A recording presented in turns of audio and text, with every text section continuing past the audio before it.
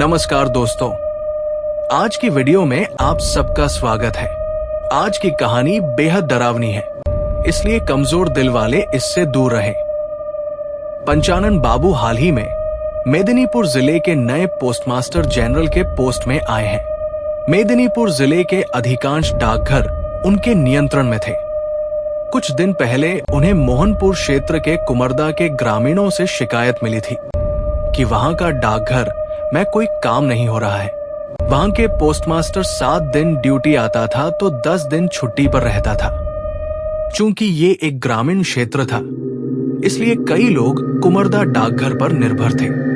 सरकार की ओर से संदेश आया कि जब तक कुमरदा गांव में नया पोस्टमास्टर नियुक्त नहीं हो जाता, पंचानन बाबू कुमरदा डाकघर में डेपुटेशन पर काम करेंगे। विधिवत आधिकारिक पत्र प्राप्त करने के बाद वो कुमरदा के लिए रवाना हुए। करीब 2.5 घंटे बस से सफर करने के बाद वो मोहनपुर बस स्टैंड पहुंचे।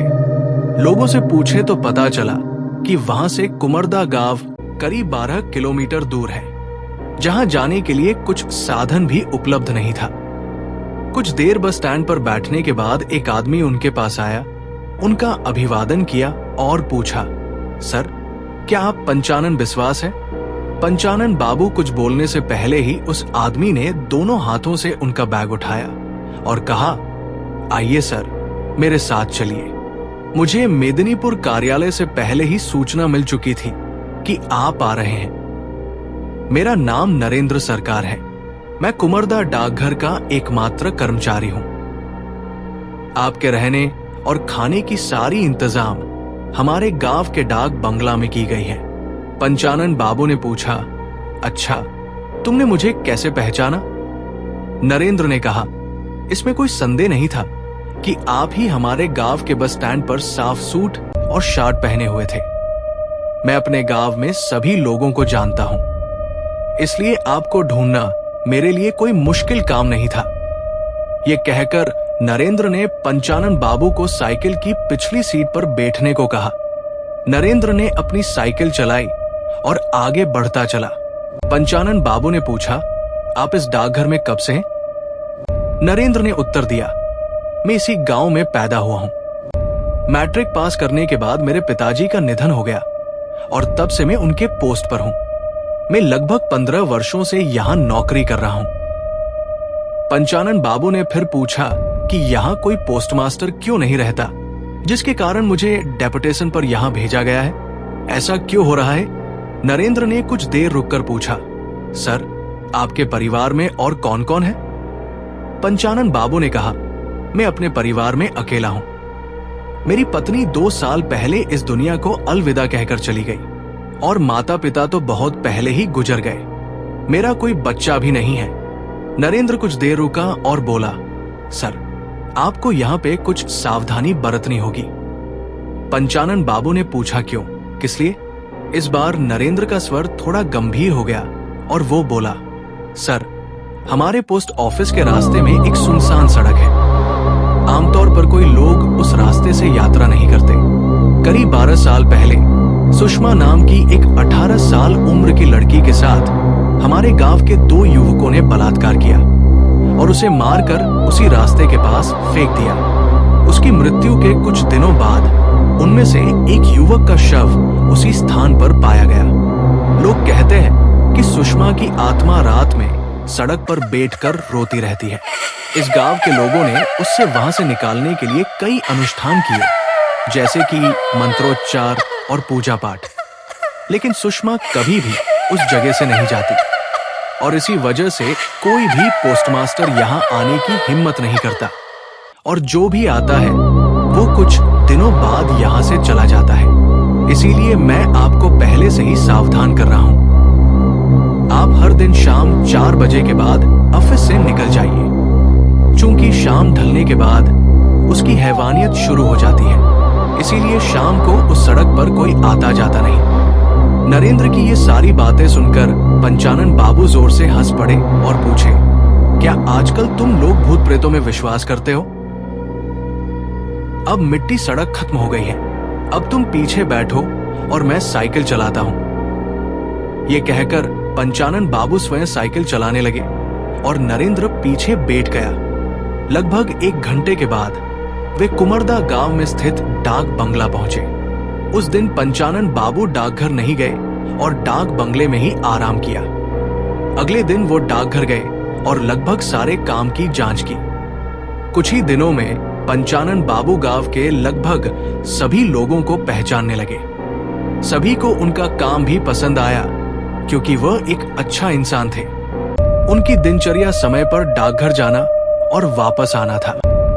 आजकल वो हर रोज उसी सड़क पर आना जाना करते हैं। इस सड़क के बारे में उन्होंने अन्य लोगों और यहाँ तक कि गांव वालों से भी सुना था, लेकिन उन्हें कभी किसी परेशानी का सामना नहीं करना पड़ा है। लगभग 4 महीने बीत गए। बरसात का दिन आ गया। गांव की सड़कें कीचड़ से भर गई थी। उस दिन शनिवार था और अमावस्या का दिन था।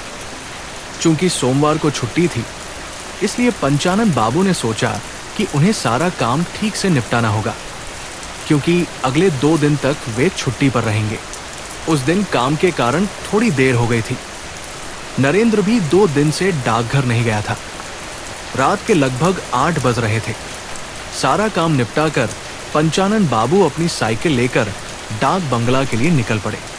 तभी अचानक कहीं से एक बादल आ गया और मूसलाधार बारिश होने लगी। झींगुरों और मेंढकों की आवाजों ने वातावरण को और भी भयावह बना दिया।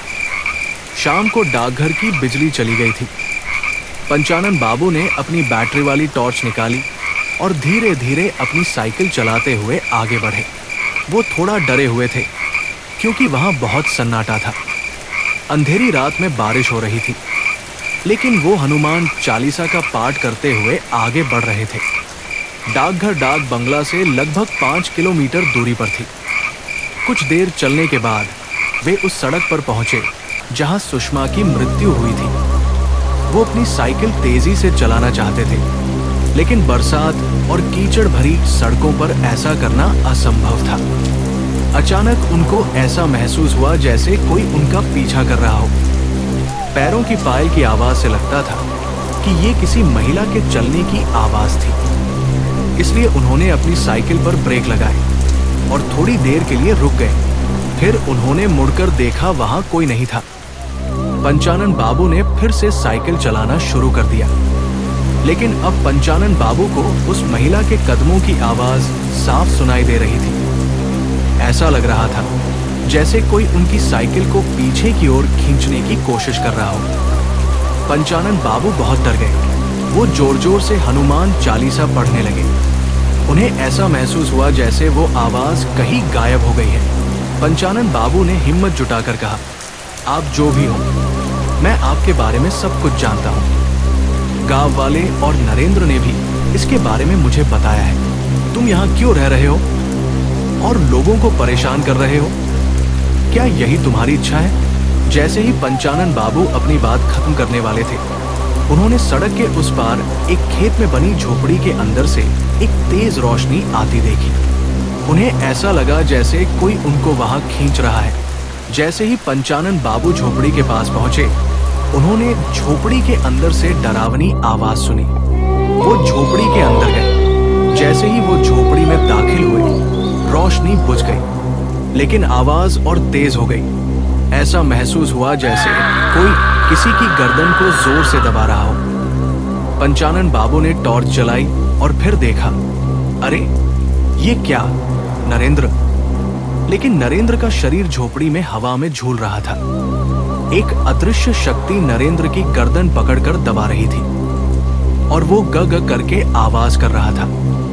जैसे ही पंचानन बाबू ने हनुमान चालीसा का पाठ करना शुरू किया, नरेंद्र अचानक धड़ाम से जमीन पर गिर पड़ा। नरेंद्र दौड़कर पंचानन बाबू के पैरों पर गिर गया और चिल्लाया, सर, मुझे सुषमा के क्रोध से बचाइए। ऐसा कहकर नरेंद्र का शरीर पुनः शून्य में लटक गया। ये ऐसा था जैसे कोई उनसे कह रहा हो, पंचानन बाबू को पूरी सच्चाई बताओ। इसके बाद वो पुनः गिर पड़ा। नरेंद्र पुनः दौड़कर पंचानन बाबू के पास गया और बोला, ये सुषमा है। वो मुझसे कह रही है कि मैं आपको सब सच सच बताऊं। यदि आप मेरी बात मानकर 108 बार हनुमान चालीसा का पाठ करेंगे और झोपड़ी को आग से जला देंगे, सुषमा की आत्मा को शांति मिलेगी। पंचानन बाबू बोले, आप मुझे क्या सच बताओगे? नरेंद्र बोला, हमारे गांव के रघु चचा की बेटी सुषमा बहुत खूबसूरत थी। वो देखने में बहुत सुंदर थी। जब मैं 10वीं कक्षा में था तब वो 9वीं कक्षा में थी। मैं उससे बहुत प्यार करता था। जब मैं 10वीं कक्षा पास कर चुका था तब मेरे पिता की मृत्यु हो गई और मैंने उनके स्थान पर डाकघर में नौकरी कर ली। कुछ अच्छे पैसे कमाने के बाद मैंने अपने एक दोस्त के साथ मिलकर शराब पीना शुरू कर दिया। सुषमा ने मुझे स्कूल में डांटा था कि मैं राघव के साथ दोस्ती न करूं, लेकिन मैं उसकी बात नहीं सुनता था। हम दो दोस्त अक्सर इस झोपड़ी में बैठकर शराब पीते थे। एक दिन सुषमा ने हमें इस झोपड़ी के अंदर देख लिया। मुझे राघव के साथ देखकर वो बहुत नाराज हुई और आकर बोली, आज से मेरा तुमसे कोई वास्ता नहीं। शराब के नशे के कारण मैं बिल्कुल चुप था। ये सब कहते हुए जब वो झोपड़ी से बाहर जाने लगी तो मैंने और राघव ने उसके ऊपर पीछे से टूट पड़े और एक के बाद एक करके हमने उसका बलात्कार किया।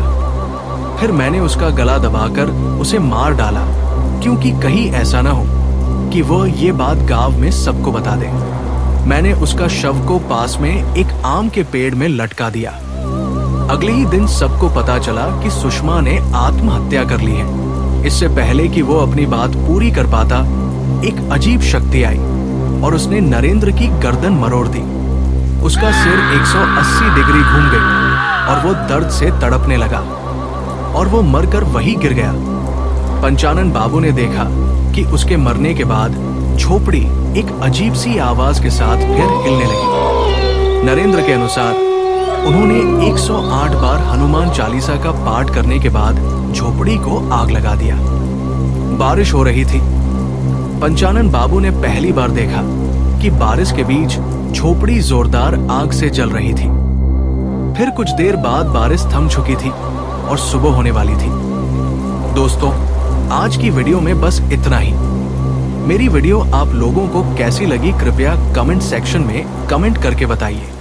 मेरी वीडियो अगर आप लोगों को अच्छी लगी तो आप सबसे ये गुजारिश है कि कृपया मेरे वीडियो को लाइक, फॉरवर्ड और मेरे चैनल को सब्सक्राइब करके बेल बटन को भी दबा दीजिए, ताकि मेरे हर वीडियो का नोटिफिकेशन आप सबको जल्द से जल्द मिलेंगे और एक वीडियो में। वीडियो पूरा देखने के लिए बहुत बहुत धन्यवाद।